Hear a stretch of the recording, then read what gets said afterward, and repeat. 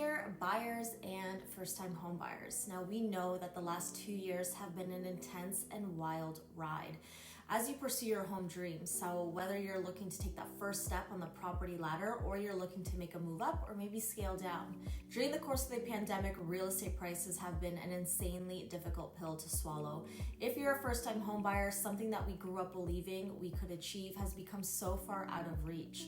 And if you're a homeowner requiring more space that everyone now, is virtual and cooped up, you're probably nervous about having to go up into the wild and compete against 20 plus offers with the fear of overpaying and then putting yourself in a crunch.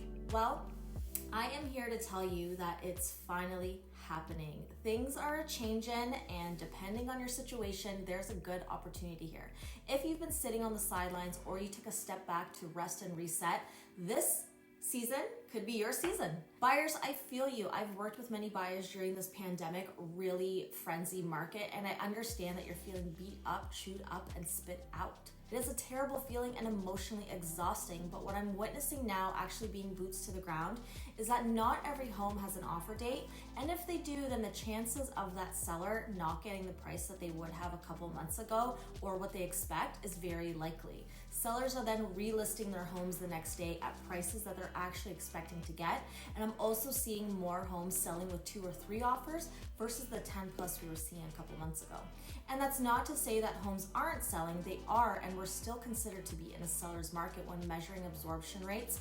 And a lot of the cities across the GTA are still at under 1 month of inventory. But the buyer fatigue is a real thing. People are genuinely just tired of playing this chasing game. And with interest rates rising, a lot of what I'm hearing now is let's kind of wait and see what happens with rates. So taking a step back and recalibrating to take a breath is great. However, I wouldn't advise to try and time the market because there's a lot of different ways that factors can drive real estate prices, and it's next to impossible to try and predict. Now, remember when CMHC, the Canadian Mortgage Housing Corporation, said that prices are expected to fall 18% in May of 2020? These guys are supposed to be the pros, right? They're supposed to be these brilliant minds and have deep market intel.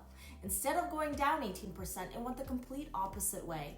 Now, there's many articles you can Google that have been calling a crash over the last decade, and at one point in time, they may be right if they keep that mindset.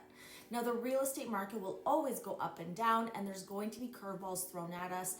There's always something, and so reading the media headlines and taking it to heart may actually be detrimental to your real estate dreams. Now, I'm not saying totally disregard these economists and news articles. I think they should be considered and used as a tool for worst case scenario. And with that, you can build out a plan of, okay, here's what I need and what I want, but if something happens, will I be prepared for when the market turns?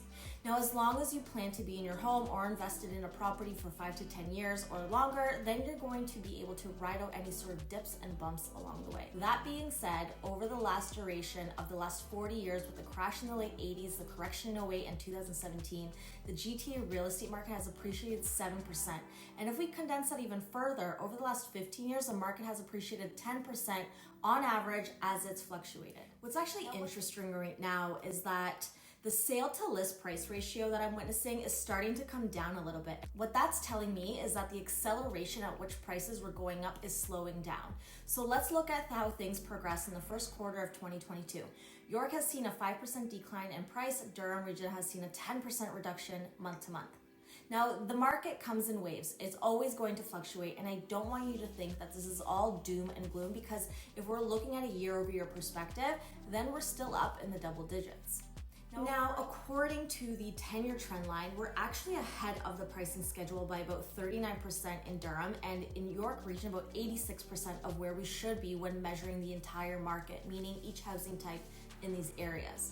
Now, of course, not everything is always linear, and prices in the suburbs weren't sustainable, and it was only a matter of time before things really started to cool down. So the picture that I'm really trying to paint here is that if you're a buyer who is waiting for an opportunity, I'm here to tell you that this actually might be your time to shine.